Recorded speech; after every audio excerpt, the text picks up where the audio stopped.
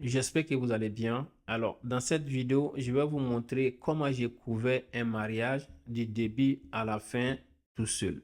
Avec quel matériel j'ai travaillé et comment je me suis organisé pour capter chaque moment. J'ai été contacté par Alissa et Franck pour réaliser leur film de mariage. Après quelques échanges téléphoniques, on s'est rencontrés pour parler. Ils avaient l'idée du thème, des lieux tels que la mairie, l'église et la soirée qui s'est déroulée dans un très bon château.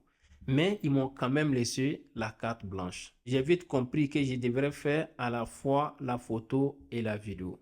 Est-ce que c'est faisable tout seul? Est-ce qu'il faut dire oui même si c'est risqué? J'ai fait une proposition. J'ai dû leur dire la vérité. Gérer la photo et la vidéo sur un mariage est un vrai défi. Mais avec l'organisation, c'est possible.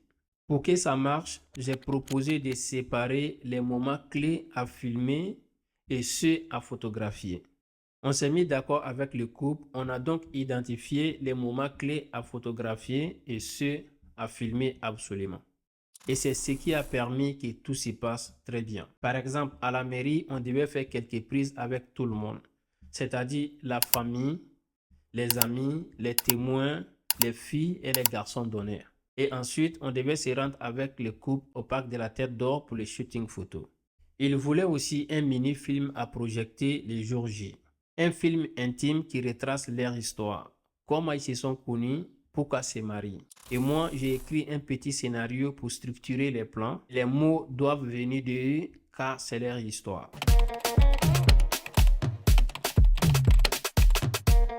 Alicia et moi, on s'est rencontrés à l'été 2023 et c'était lors d'une réunion en commun à l'église 99 rue Robert. Et franchement, c'était inattendu. Côté matériel, j'ai fait simple mais efficace. J'avais un Sony A7 III avec un Tamron 28-75 mm qui m'a servi pour presque tout. À côté, j'avais un Sony 50 mm 1.8 pour les portraits et j'avais aussi les Vitrox 20 mm 2.8 pour les plans larges. J'avais un stabilisateur, 3 cartes SD de 128 Go et 4 batteries supplémentaires pour mon Sony A7 III.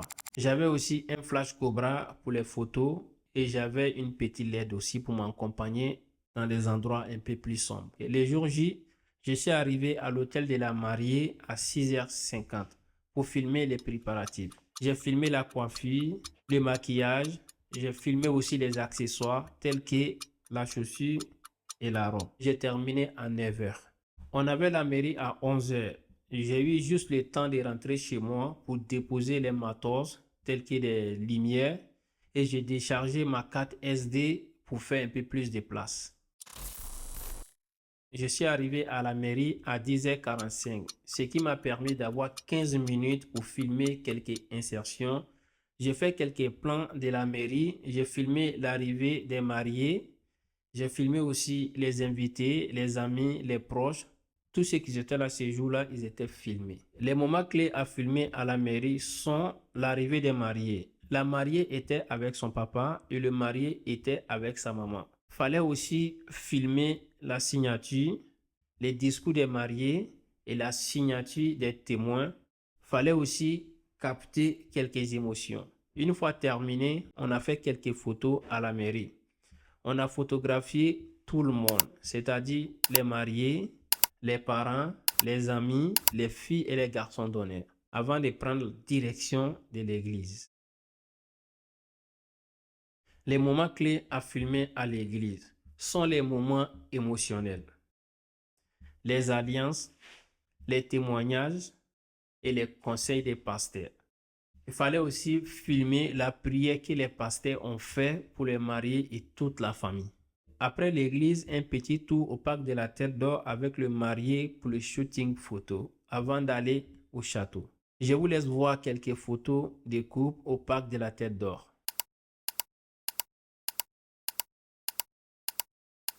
Une fois au château, on avait une belle ambiance, on avait un très beau château, on avait la chorale, Et j'ai pas hésité d'interviewer les proches, les amis et les familles des mariés. Après l'ouverture des bals, je suis rentré. C'est ce qui était convenu avec le marié. Franchement, j'étais très bien accueilli. Tout le monde m'a respecté et tout le monde a respecté mon boulot.